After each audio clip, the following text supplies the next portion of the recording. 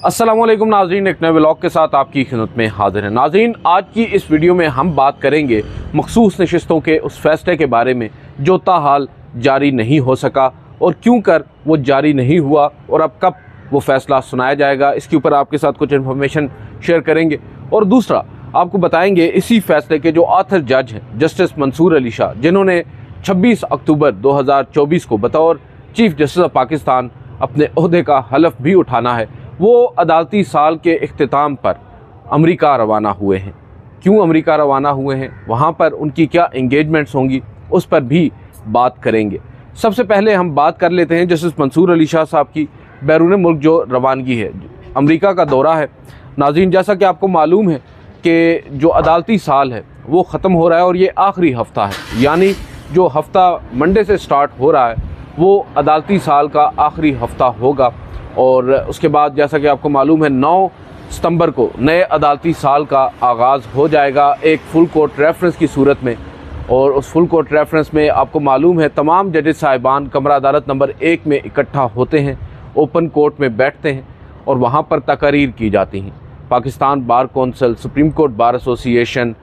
Attorney general of Pakistan और chief justice of Pakistan तकरीर करते हैं। सबसे अहम खिताब होता है जो 9 सितंबर को या नए अदालती साल के फुल कोर्ट रेफरेंस में होता है, वो चीफ़ जस्टिस का होता है। चीफ़ जस्टिस ऑफ पाकिस्तान जो हैं वो बताते हैं कि उनकी प्रायोरिटीज़ क्या हैं, उन्होंने गुज़िश्ता एक साल में क्या किया और अब आइंदा जो भी अरसा उनके पास बाकी है या बतौर इदारा सुप्रीम कोर्ट क्या करने का इरादा रखती है। और वो जो नाज़रीन खिताब होगा उस पर तमाम लोगों की ही नज़रें हैं और हर साल ये खिताब काफ़ी अहमियत का हामिल हुआ करता है। आपको याद होगा जब गुज़िश्ता साल जब जस्टिस उमर अता बंदयाल साहब उन्होंने रिटायर होना था और उनकी रिटायरमेंट से कबल भी इसी तरह फुल कोर्ट रेफरेंसेस हुए और वहाँ पर हमने देखा जो उस वक्त इख्तिलाफात हुआ करते थे जस्टिस काजी फ़ाइज़ ईसा और जस्टिस उमर अता बंदयाल के, वो इख्तिलाफात फिर हम वहाँ पर देखते थे जो फुल कोर्ट रेफरेंस की तकरीब होती थी जहाँ पर चीफ जस्टिस खिताब में अपने गिले शिकवे किया करते थे। याद होगा आपको जस्टिस काजी फ़ाइज़ ईसा साहब को डायरेक्टली एड्रेस किया था कि अगर आपको कोई मसला है तो आप मुझसे बात करें, ये खतूत ना लिखा करें। तो ये जो आज जो 9 सितंबर को तकरीब होने जा रही है फुल कोर्ट की, इसमें भी ऐसा ही एक धुआंधार खिताब एक्सपेक्ट किया जा रहा है काजी फ़ाइज़ ईसा साहब से कि वो उस खिताब में क्या करेंगे। मगर हैरान कुन तौर पर उस फुल कोर्ट तकरीब में जहाँ सुप्रीम कोर्ट के तमाम जजेस साहिबान शिरकत करेंगे, जस्टिस मंसूर अली शाह जो कि सीनियर प्यूनी जज हैं वो मौजूद ही नहीं होंगे, क्योंकि जस्टिस मंसूर अली शाह बैरून मुल्क अपने दौरे पर रवाना हो चुके हैं। अमेरिका के लिए वो गए हैं और बताया ये जा रहा है कि ये उनकी कमिटमेंट्स हैं। सालाना जो मुख्तलिफ इंटरनेशनल अमेरिकन यूनिवर्सिटीज़ हैं वहाँ पर वो लेक्चर्स देते हैं। हार्वर्ड लॉ कॉलेज है और इसी तरह येल है और इसी तरह न्यूयॉर्क यूनिवर्सिटी जो है वहाँ पर उन्होंने मुख्तलिफ लेक्चर्स देने हैं। कुछ प्रोफेसर्स के साथ भी उनकी मीटिंग्स हैं और कुछ साउथ एशियन जो पाकिस्तानी लॉयर्स हैं उनके साथ भी, स्टूडेंट्स हैं उनके साथ भी इनकी मीटिंग्स हैं और कुछ कॉन्फ्रेंसेस हैं जहाँ पर वो खिताब करेंगे। और बताया यही जा रहा है कि 12 सितंबर को जस्टिस मंसूर अली शाह साहब की पाकिस्तान में वापसी होगी और 16 सितंबर से ऑनवर्ड्स वो अपनी अदालती सरगर्मियों का बाकायदा तौर पर आगाज़ करेंगे मौसम गर्मा की तातीलात के बाद। गो कि ये बात भी ज़हन नशीन रखनी चाहिए कि जस्टिस मंसूर अली शाह साहब ने मोस्टली जो मौसम गर्मा की तातीलात हैं इनमें भी काम ही किया है, या वो चैम्बर में बैठकर जजमेंट्स लिखते रहे या फिर ओपन कोर्ट में बैठकर मुकदमात की समाअत करते रहे। और अब अदालती साल के आखिरी हफ्ते के अंदर जो मौसम गर्मा की तातीलात में ही आया है वो अमेरिका जा रहे हैं, चले गए हैं। और आपको मालूम ही है उनका जो अमेरिका का दौरा है ये शेड्यूल था पहले से, और इसमें जो अब वो दौरा जिस पर गुज़िश्ता रोज़ वो रवाना हुए हैं ये तकरीबन एक हफ़्ता पहले के हवाले से शेड्यूल था। जहाँ तक हमारी अंडरस्टैंडिंग है ADR कमेटी जिसको हेड कर रहे थे जस्टिस मंसूर अली शाह साहब, जो अल्टरनेट डिस्प्यूट रेजोल्यूशन की कमेटी जी, इस पर उन्होंने काफ़ी काम किया था। एक कंट्रोवर्सी ने जन्म लिया था, हाल ही में आपको हमने बताया भी था कि उस कमेटी से अचानक जस्टिस मंसूर अली शाह साहब को निकाल दिया गया। कुछ लोग ये कहते हैं कि उनकी अपनी मर्ज़ी से उनको निकाला गया या उनको अलग किया गया। कुछ लोगों का मानना है कि उन्हें एतमाद में लिए बग़ैर एक नई कमेटी जो है रिकॉन्स्टिट्यूट कर दी गई और वजह ये बताई जाती है 12 जुलाई के फ़ैसले के बाद जो इख्तिलाफ़ात जजेस साहिबान में बढ़े हैं, जो आप कह सकते हैं पहले इख्तिलाफ़ात बंद कमरों में हुआ करते थे, अब वो खुलकर सामने आ रहे हैं और शायद 21 जुलाई को जारी होने वाला वो नोटिफिकेशन उसी सिलसिले की एक कड़ी है, उन्हीं इख्तिलाफ़ात का एक तसलसल है जो सुप्रीम कोर्ट में एक तवील अरसा से पनप रहे थे। अब उस नोटिफिकेशन को अगर हम देखें और उन ख़बरों को अगर हम दुरुस्त माने तो उसका मतलब यही है कि काजी फ़ाइज़ ईसा साहब न्यू कि जस्टिस मंसूर अली शाह साहब एक डेलीगेशन को लीड करके अमेरिका जाएंगे, वहाँ पर इनकी कुछ मीटिंग्स हैं, कुछ इंगेजमेंट्स हैं, उन्होंने इरादतन उनको रोक दिया और उस कमेटी से उनको अलग कर दिया। मगर चलें उस कमेटी की या उस डेलीगेशन की जो मीटिंग्स स्केड्यूल्ड थी वो तो ये अटेंड नहीं कर सके, मगर इनकी जो अपनी पर्सनल कमिटमेंट्स हैं, एकेडमिक कमिटमेंट्स हैं, उन्हें इन्होंने पूरा करना है। ये हर साल जाते हैं वहाँ पर यूनिवर्सिटीज़ में लेक्चर्स देते हैं, क्योंकि आप या मैं जस्टिस मंसूर अली शाह साहब की राय से उनके अदालती फ़ैसलों पर तनकीद तो कर सकते हैं, इख्तिलाफ़ राय तो हो सकता है, मगर उनकी काबिलियत पर कोई शक नहीं किया जा सकता। उनके सख्त से सख्त नाक़दीन भी उनके जो आप कह सकते हैं अदालती उनका करियर है उसके मोतरफ़ हैं और उनकी जो जजमेंट्स हैं उनको कोट किया जाता है। और यही वजह है कि अमरीकी यूनिवर्सिटीज़ या दीगर गैर मुल्की जो यूनिवर्सिटीज़ हैं वो उनको दावत देती हैं, मदऊ करती हैं कि वो वहाँ पर जाएँ और उनके स्टूडेंट्स को लेक्चर्स दें। अब ये गए हैं और इसमें अपना अजीम जो इशू आ रहा है वो ये आ रहा है कि 12 जुलाई को एक फ़ैसला सुप्रीम कोर्ट ऑफ पाकिस्तान ने अनाउंस किया था मखसूस नशस्तों का, जिसे 8 जजेस की अक्सरियत ने बेसिकली वो अक्सरियती फ़ैसला था 8 जजेस का, जिसमें पाकिस्तान तहरीक इंसाफ को बाकायदा तौर पर एक सियासी जमात तस्लीम करते हुए मखसूस नशस्तें उन्हें देने का हुक्म दिया गया था इलेक्शन कमीशन को। वो अलग बात है कि इलेक्शन कमीशन ने ताहाल उनके फ़ैसले पर मुकम्मल तौर पर अमल दरामद नहीं किया। चंद आज़ाद अरकान जिन्होंने अपने कागजात नामजदगी दोबारा से जमा करवाए और बताया पाकिस्तान तहरीक इंसाफ के साथ अपनी एफिलिएशन ज़ाहिर की, उनको तो तस्लीम कर लिया गया, मगर बहुत से ऐसे हैं जिन्हें अभी तक तस्लीम नहीं किया गया और वो अब भी हवा में हैं। और इस हवाले से ही जो क्या सराइयाँ भी एक्सटेंशन की आइनी तरमीम की जन्म ले रही हैं, उसकी एक बुनियादी वजह यही है कि ये ना हो अचानक से इलेक्शन कमीशन कोई एक ऐसा मुतनाज़ा नोटिफिकेशन कर दे जिससे हुकूमती इत्तेहाद 2/3 अक्सरियत जायज़ तरीके से या नाजायज़ तरीके से हासिल कर पाए और 2/3 अक्सरियत के साथ एक ऐसी आइनी तरमीम करे जिससे सुप्रीम कोर्ट या अदालती ढांचा जो है वही तब्दील हो जाए। तो वो फ़ैसला नाज़रीन क्योंकि मुख्तसर फ़ैसला था और उस फ़ैसले की अभी डिटेल्ड रीज़निंग आनी है और आपको मालूम है उसके डिटेल्ड रीज़निंग के पीछे भी बहुत से झगड़े हुए हैं, इख्तिलाफ़ात हुए हैं। 2 जजेस साहिबान ने तो उस डिटेल रीजनिंग ना जारी करने पर जजेस साहिबान के कंडक्ट पर सवालात उठा दिए हैं। मैं बात कर रहा हूँ जस्टिस अमीनुद्दीन ख़ान और जस्टिस नईम अख्तर अफ़गान की। और आपको मालूम ही है उस मुख्तसर फ़ैसले को चैलेंज किया था पाकिस्तान मुस्लिम लीग नवाज़ ने और उसके बाद दीगर फ़रीक़ैन ने, जब 12 जुलाई को फ़ैसला सुनाया गया जो कि जुमे का दिन था और नेक्स्ट वर्किंग डे जो मंडे का था वो बनता था 15 जुलाई का। उस रोज़ सुप्रीम कोर्ट में एक रिव्यू पिटीशन फ़ाइल कर दी गई थी और वो रिव्यू पिटीशन हम लोग जो सुप्रीम कोर्ट को कवर करते हैं हमारे लिए बहुत ज़्यादा एक सरप्राइज़ था, इतना बड़ा सरप्राइज़ था कि इस कदर बड़े फ़ैसले के अगेंस्ट इतनी जल्दी एक रिव्यू पिटीशन दायर कर दी गई। और फिर हमें यह था कि शायद इस रिव्यू पिटीशन को फ़िक्स करने या इसको नंबर लगने में भी बहुत वक्त लगेगा, क्योंकि अभी तो बहुत सारी चीज़ें प्री मैच्योर हैं, तफसीली फ़ैसला आना बाकी है। मगर फिर जब उसी हफ्ते जुमेरात के दिन supreme court practice and procedure act committee का इजलास हुआ जिसकी सदारत चीफ जस्टिस काजी फ़ाइज़ ईसा साहब करते हैं, उन्होंने एजेंडा पर उसी रिव्यू पिटीशन को ना सिर्फ नंबर लगा दिया था बल्कि उसी रिव्यू पिटीशन को प्रैक्टिस एंड प्रोसीजर कमेटी के एजेंडे पर भी रख दिया कि हमें इस रिव्यू पिटीशन को जल्द फिक्स करना चाहिए और फिर इंसिस्ट किया कि इसे फ़िक्स किया जाना चाहिए। जस्टिस मंसूर और जस्टिस मुनीब अख्तर ने उनकी राय से इख्तिलाफ़ किया और कहा कि डिटेल रीजनिंग आने से कबल कैसे और क्यों कर एक रिव्यू पिटीशन को एंटरटेन किया जाए, लिहाजा हमें डिटेल रीजनिंग का इंतज़ार करना चाहिए। चीफ़ जस्टिस मुसर थे, जिसके जवाब में जस्टिस मंसूर अली शाह साहब ने अपरेंटली ये कहा कि हमें कम से कम 2 हफ़्तों का वक्त दरकार है तफसीली जजमेंट जारी करने में। बहरहाल जस्टिस काजी फ़ाइज़ साहब ने उस मामले पर अपना इख्तिलाफ़ी नोट भी लिखा और उसके बाद 2 जजेस साहिबान ने जस्टिस काजी फ़ाइज़ ईसा साहब के उस practice and procedure act committee के 2 इख्तिलाफ़ी नोट को आगे बढ़ाते हुए जो उसी फ़ैसले में उन्होंने अपना इख्तिलाफ़ी नोट लिखा था उस इख्तिलाफी नोट की डिटेल रीजनिंग जारी कर दी और उसमें भी उन्होंने डायरेक्टली जस्टिस मंसूर अली शाह और जस्टिस मुनीब अख्तर को हिट किया। ना सिर्फ रिव्यू पिटीशन को फ़िक्स करने में ताख़ीर पर और तफसीली फ़ैसला जारी करने में ताख़ीर पर, बल्कि उस अदालती फ़ैसले को भी उन्होंने तनकीद का निशाना बनाया जो 12 जुलाई को 8 जजेस की अक्सरियत ने दिया, और ये कह दिया कि अगर कोई फ़ैसला गैर आइनी हो, गैर कानूनी हो, तो इलेक्शन कमीशन पर बाइंडिंग नहीं है, इलेक्शन कमीशन पाबंद नहीं है ऐसे फ़ैसलों पर अमल दरामद के लिए। जिसके बाद फिर अमल दरामद के ऊपर बात होने लगी तो जस्टिस मंसूर अली शाह साहब ने 1 नहीं 2 नहीं 3 मुख्तलिफ़ मौक़ों पर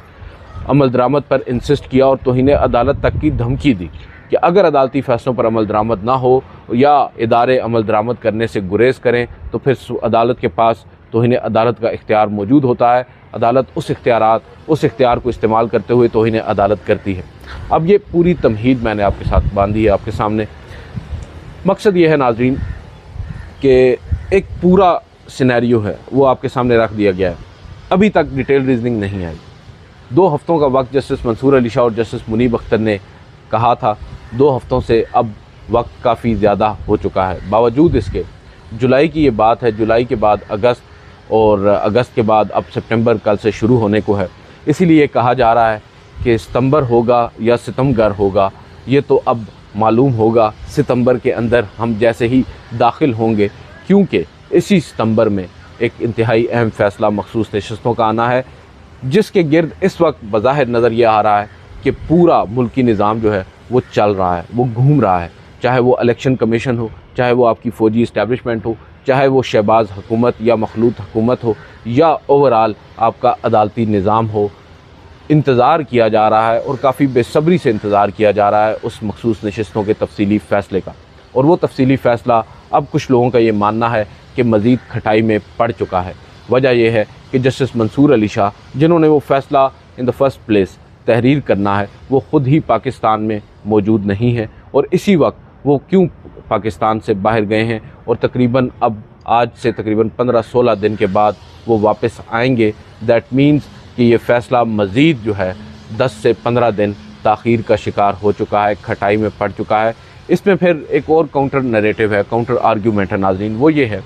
कि फ़ैसला बेशक जस्टिस मंसूर अली शाह जो कि ऑथर जज हैं वो पाकिस्तान में मौजूद नहीं है, मगर कुछ इतलात ऐसी भी आ रही हैं कि वो फ़ैसला तहरीर कर चुके हैं, उन्होंने फ़ैसला लिख लिया है। अब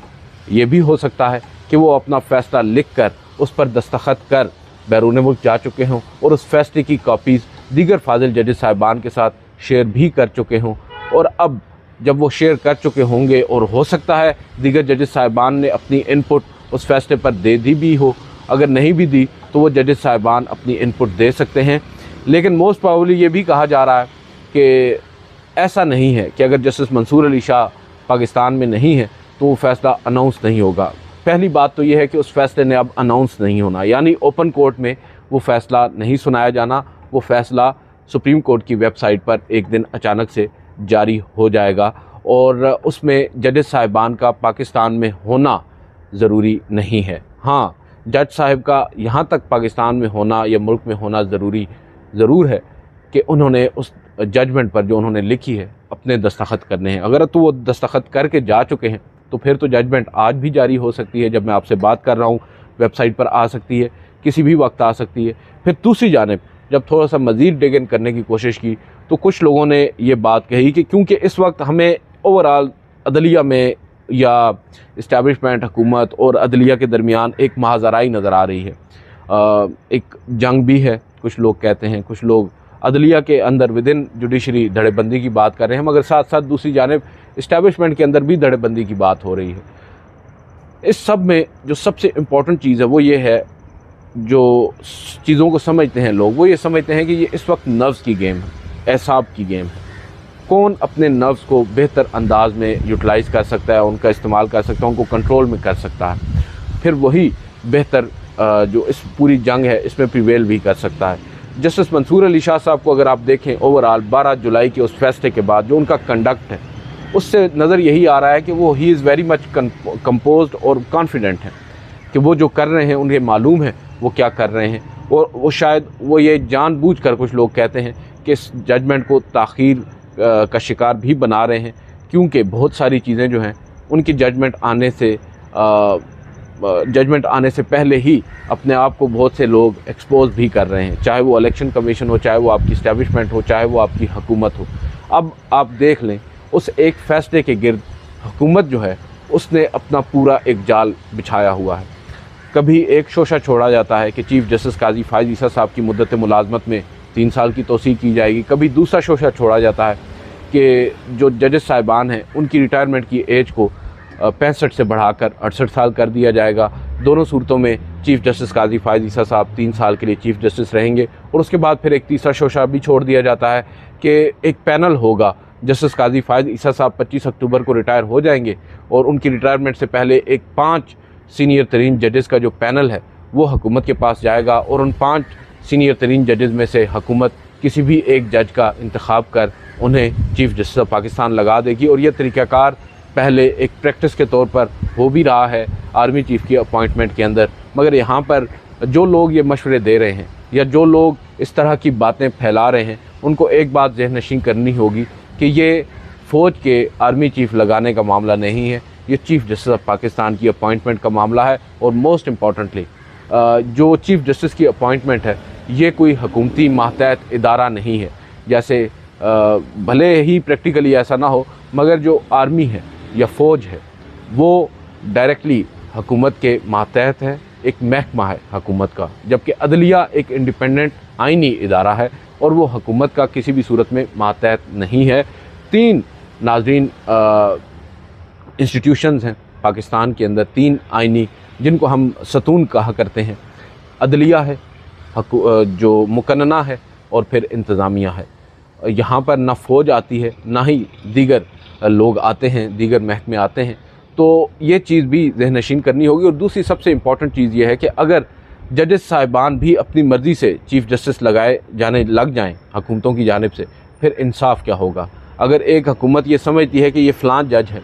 इस फ़लाँ जज ने बतौर जज हाई कोर्ट या सुप्रीम कोर्ट हमारी पार्टी के हक़ में ही फ़ैसले दिए हैं, चाहे वो सीनियरिटी में पहले नंबर पर है या 5वें नंबर पर है, उन्होंने इस चीज़ को नहीं देखना। उन्होंने सिर्फ ये देखना है कि ये हमारे फेवर में जाएगा, लिहाजा 5वें नंबर वाले को चीफ़ जस्टिस लगा दो।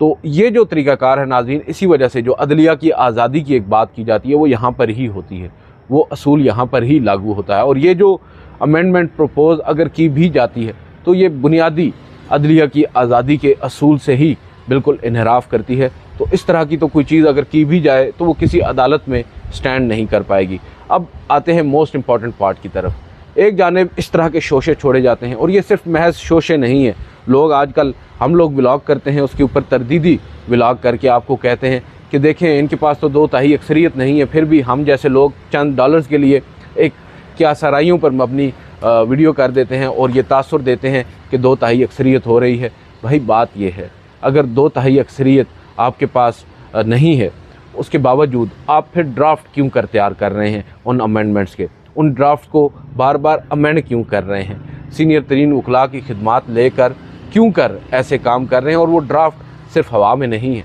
वो ड्राफ्ट नाजरीन सुप्रीम कोर्ट के जजेस साहिबान तक भी पहुँचे हैं। और मैं तो ये समझता हूँ कि अगर शायद वो जजेस साहिबान तक ना पहुँच पाते ड्राफ्ट जिनमें इस तरह की मुजवज़ा तरमीम जो है वो ड्राफ्ट की गई थी,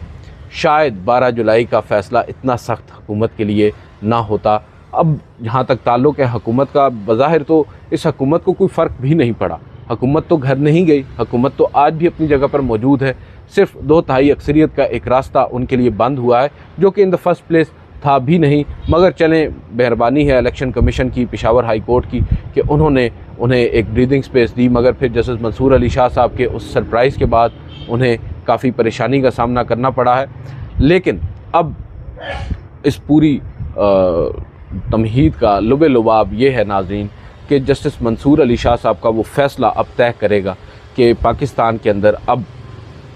25 अक्टूबर के बाद कौन सा निज़ाम चलेगा, मामलात किस तरह चलेंगे। क्या इस तरह चलेंगे जैसे काजी फ़ाइज़ ईसा साहब के बतौर चीफ़ जस्टिस आने के बाद से चल रहे हैं, या फिर उनमें कोई तब्दीली आएगी। जस्टिस मंसूर अली शाह साहब के हवाले से बहुत से दावे भी किए जाते हैं, कुछ मिसकंसेप्शंस भी हैं, मगर मैं आज उनके हवाले से कोई दावा यहाँ पर आपके सामने नहीं करूँगा, क्योंकि माजी में हमने बहुत से दावे किए हैं और आज हम खुद ही पछता रहे हैं उन दावों पर। लिहाजा बेहतर यही होगा कि हम खुद इंतज़ार कर लें जस्टिस मंसूर अली शाह साहब को, जब वो ओथ ले लें बतौर चीफ़ जस्टिस ऑफ पाकिस्तान, और उसके बाद जिस डगर वो चलेंगे हमें खुद ब खुद अंदाज़ा हो जाएगा कि वो कहाँ पर क्या सोच कर क्या कर रहे हैं। आज की इस वीडियो से इतना ही, इजाज़त दीजिए, अल्लाह हाफ़िज़।